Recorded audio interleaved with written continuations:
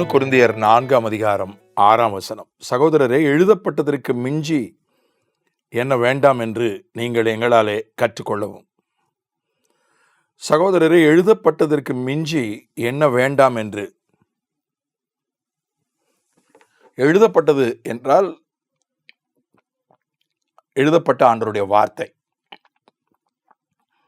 எழுதப்பட்ட ஆண்டவருடைய வார்த்தைக்கு மிஞ்சி நாம் எண்ணக்கூடாது. அதுதான் லிமிட். அந்த அளவுக்கு எண்ணுவதற்கே அதே எவ்வளோ உயரம். எழுதப்பட்டதனுடைய உயரமே அது எவ்வளவோ உயரம். அதனுடைய அகலம், அதனுடைய நீளம், அதனுடைய ஆழமே அதிகம். அதற்கு மிஞ்சி நாம் எண்ணிவிடக்கூடாது.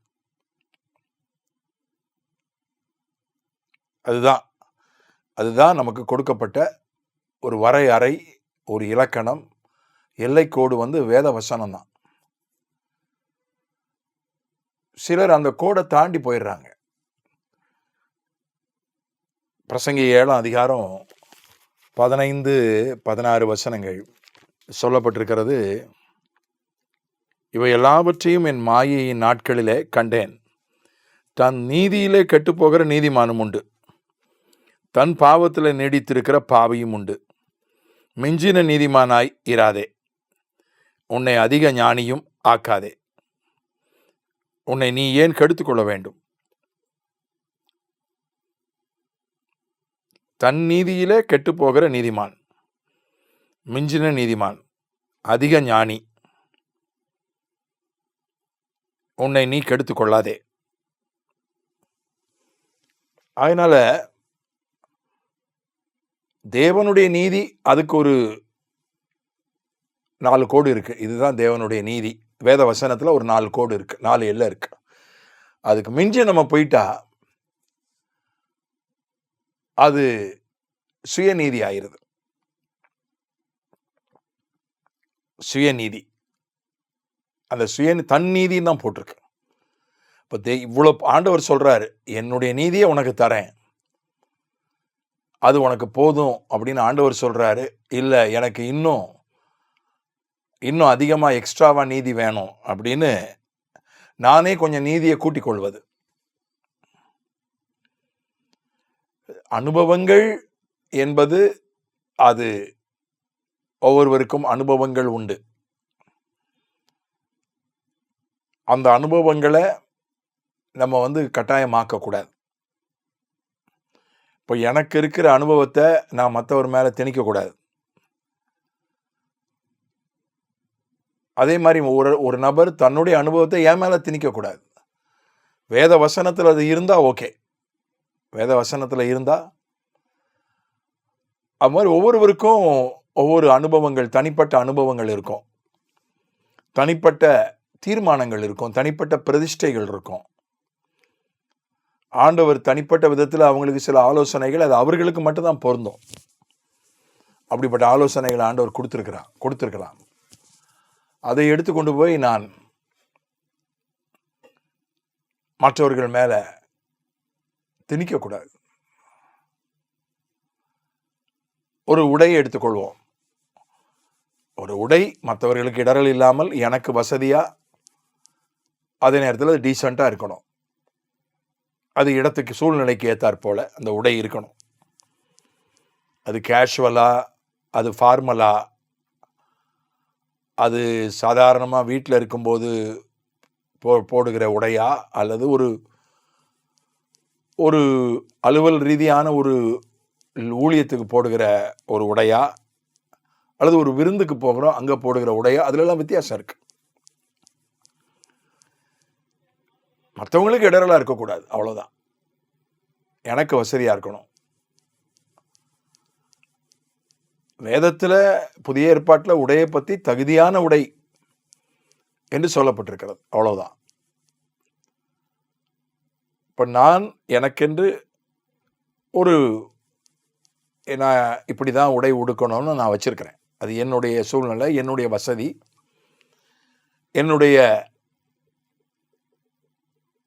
நான் யாரை சந்திக்கிறேனோ அவர்களுக்கு ஏற்றாற் போல.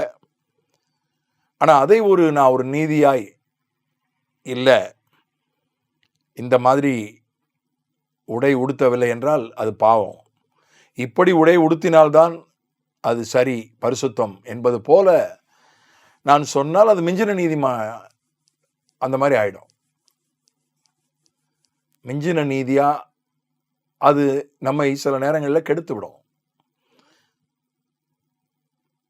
மற்றவங்களுக்கு இடரில் இல்லாத தகுதியான எந்த உடை வேணா போடலாம்.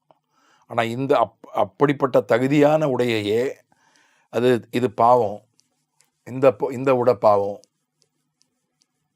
இந்த உடை மட்டும்தான் சரி என்று நான் சொல்வேன் என்றால் அது எனக்கு அதுவே பிரச்சனை ஆகிடலாம். இந்த மிஞ்சின நீதிமான்தனம், மிஞ்சின நீதி அது திரும்ப அடிச்சிடும். அது நிறைய பேரை பார்த்துருக்கேன்.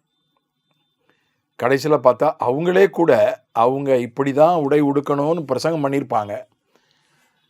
கடைசியில் அவங்களே அதை மீற வேண்டிய சூழ்நிலை வந்துடும்.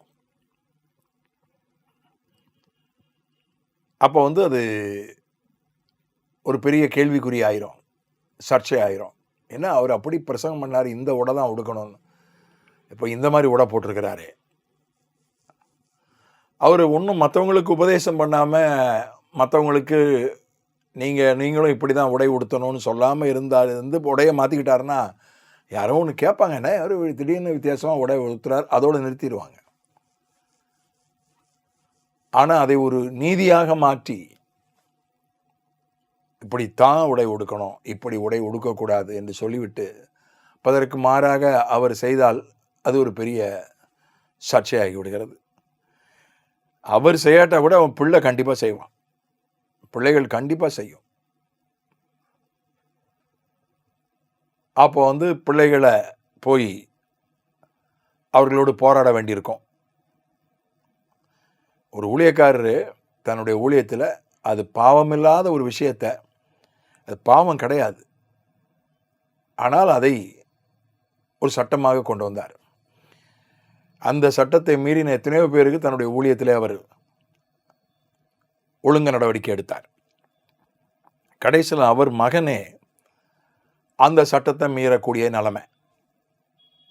மகள் அந்த சட்டத்தை மீறினாள், உருட்டி மிரட்டி ஏதோ அழுத்தம் கொடுத்து சரி பண்ணிட்டாங்க. மகன் அந்த சட்டத்தை மீறினான், எவ்வளவோ எதிர்த்து பார்த்தார்கள். ஊழியக்காரருடைய மகன் கடைசியில் தற்கொலை முயற்சியில் ஈடுபட்டு விட்டான், ஒன்றும் செய்ய முடியல. பைபிளின் படி பார்த்தா அது பாவம் கிடையாது. ஆனால் இப்போ அவரால் திரும்ப மகனை தன்னுடைய ஊழியத்தில் கொண்டு வர முடியல. ஏன்னா ஜனங்க இப்போ கேள்வி கேட்குறாங்க, எங்களை உண்டி தண்டிச்சார மகனை எப்படி கொண்டு வருவார்னு ஒரு சாரார் கேட்குறாங்க. அதனால் நாம் தேவனுடைய நீதி என்னவோ அதைத்தான் பிடித்து கொள்ளணும், அதைத்தான் மற்றவங்களுக்கும் சொல்லணும். ஞானம் அப்படிதான், அதிக ஞானி ஆகிறாதே. ரொம்ப ஞானம்னு சொல்லி ரொம்ப எல்லாத்துலேயும் இது தேவ ஞானத்தை பற்றிய விஷயம் அல்ல. தேவ ஞானம்னு ஒன்று இருக்குது, மனித ஞானம் எல்லாத்துலேயும் ஒரு உள்ளர்த்தம் கற்பிக்கிறது, எல்லாத்தையும் ஒரு உள்ள அர்த்தத்தோடு பார்க்கறது, எல்லாத்துலேயும் ஒரு தந்திரத்தோடு எல்லாத்தையும் செய்கிறது. கேட்டால் அது ஞானமான செயல் அப்படின்னு சிலர் நினைக்கிறாங்க. தேவ ஞானம் அது சரியானது, அது தேவையானது, அவ்வளோதான். தேவ ஞானம்தான். ஆனால் மனித ஞானத்திலேயே தேவையான மனித ஞானம் இருக்கிறது, அடிப்படை ஞானம், இயற்கையான ஞானம், அடிப்படை ஞானம் இதெல்லாம் இருக்கிறது. ஆனால் அதுக்கு மேலே இந்த ராஜதந்திரம், இந்த டிப்ளமசின்னு சொல்லிக்கிட்டு சில காரியங்களை செய்கிறது, அது அவங்களே கெடுத்துரும், திருப்பி அவங்களே அடிச்சிடும். அதனால் எழுதப்பட்டதற்கு மிஞ்சி எண்ணாதபடிக்கு எழுதப்பட்ட வசனம்தான் நமக்கு, அதுதான் அளவுகோல், அதுதான் எல்லை, அதுதான் ஸ்டாண்டர்ட். அதற்கு மிஞ்சி எண்ணாதபடி கர்த்தர் நம்மை காத்துக்கொள்வாராக. ஆமென்.